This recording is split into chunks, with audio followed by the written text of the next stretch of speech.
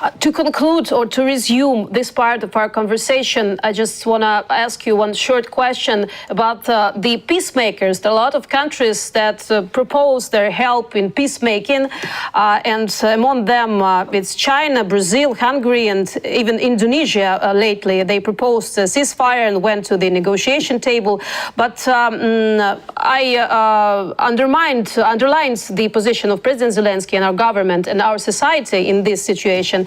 I just wanted to ask you what really of this country could be a peace negotiator or a real help in this situation to negotiate with Russia, and with which tools they can influence Russia, if there are any countries that can really help in this?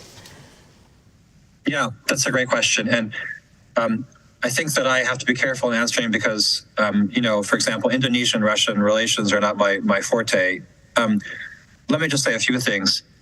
I think one point that we've already covered is that it's very hard to see any kind of negotiations being very productive at the moment when Russia is refusing to accept sort of basic aspects of Ukraine's position, which is in accordance with international law, and is asking to keep the benefits of its aggression, so essentially to pay no penalty or to concede nothing of substance.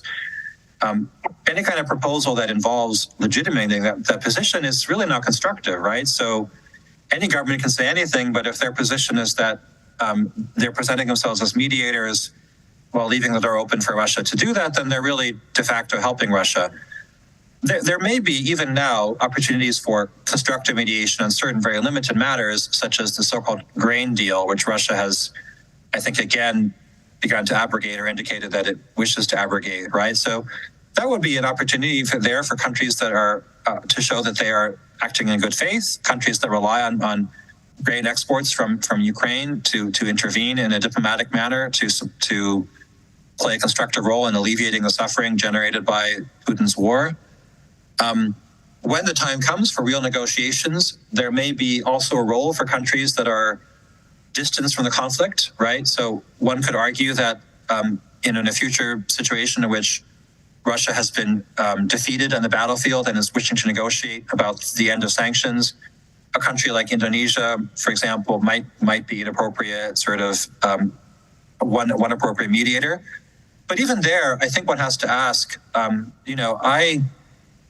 I have noticed that President Zelensky and other Ukrainian officials have been very moderate in the way they respond to even very outrageous statements or behavior by, say, South African or Brazilian or Indian officials, right? They don't lash out in anger and say this is outrageous. And I understand that they are engaged in diplomacy and they wish to maintain cordial relations with these governments and try to solidify their relations with them.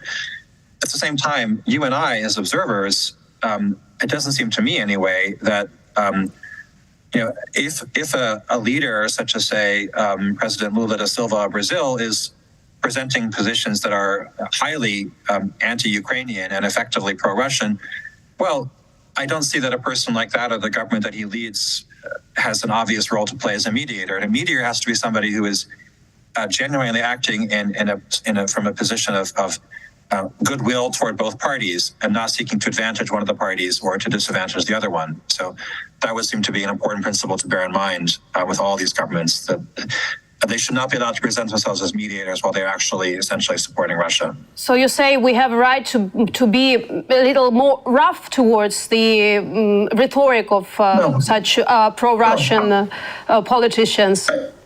I think that Ukraine is fighting for its survival and using all the tools at its disposal, including diplomatic ones. So what I said was not meant as a criticism of the Ukrainian government, and I'm not in a position to comment on what their reasoning is. I certainly understand why Ukraine feels that it cannot afford to alienate any potential partners right now.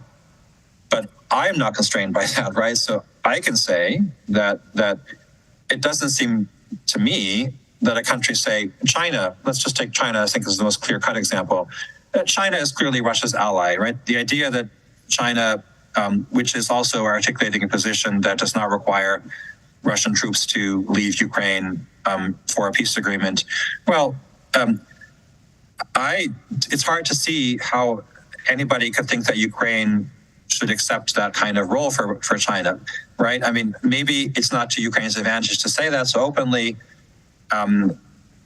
Maybe there are ways in the future in which Chinese participation could be linked to participation of other countries that are more friendly to Ukraine, such as Canada, the UK, France, right, other NATO countries. But I'm simply making a point that it is very disingenuous for the government of China to present itself as a kind of a neutral party when it is obvious to everybody that it is an ally of Russia with which it is engaged in a very close security and economic relationship, and when its own positions on the invasion of Ukraine have been essentially pro-Russian. So I think it's fair for all of us to hold governments to a standard of evaluating their behavior and seeing whether it makes them suitable for the roles they claim to want to pursue. And in the case of China and some of these other governments, it's just they should not be treated as neutral, benevolent mediators when they're clearly interested in preserving Russia's, in supporting Russia.